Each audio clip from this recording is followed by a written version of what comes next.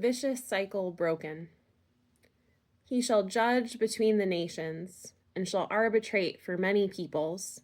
They shall beat their swords into plowshares, and their spears into pruning hooks. Nation shall not lift up sword against nation, neither shall they learn war any more. It is written in Deuteronomy that the poor will always be with you. It is written elsewhere that there will always be wars and rumors of wars. It is written in the American psyche that the big ones will always eat the little ones.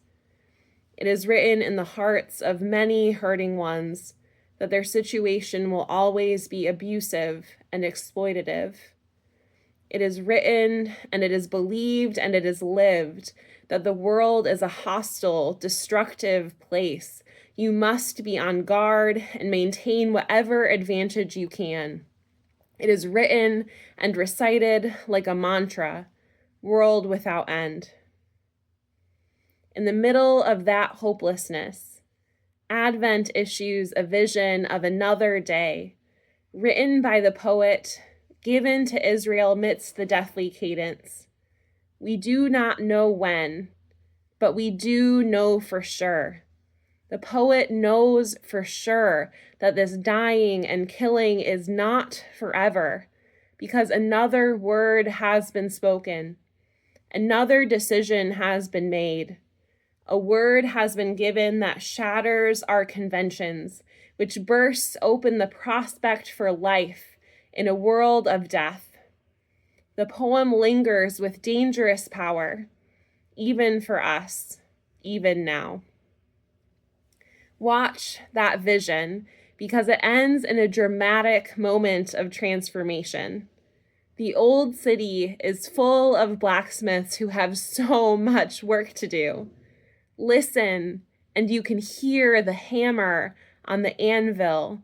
The smiths are beating and pounding iron, reshaping it, beating swords into plowshares and spears into tools for orchards. They are decontaminating bombs and defusing the great weapon systems. The fear is dissipating. The hate is collapsing. The anxiety is lessening. The buildup of competitive threat is being reversed. The nations are returning to their proper vocation: care for the earth, love of creation, bounty for neighbor, enough for all, with newness, deep joy, hard work, all because the vicious cycles are ended and life becomes possible. This vision sounds impossible. It sounded impossible the first time it was uttered. It has not become more realistic in the meantime. Advent, nonetheless, is a time for a new reality. It is not the poem, but the old power arrangements of deathliness that are unrealistic. They are unrealistic among the nations and in our communities and churches and families.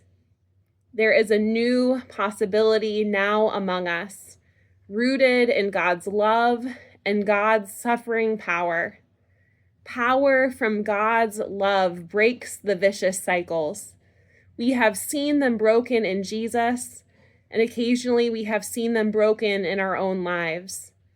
It is promised that the cycles can be broken, disarmament will happen, and life can be different. It is promised, and it is coming in God's good time. Please pray with me. God of love and suffering power, speak again your word of transformation in the midst of our weary world. We so easily capitulate to despair, to numb acceptance of deathly orders.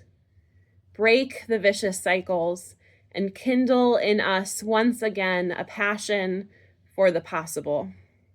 Amen.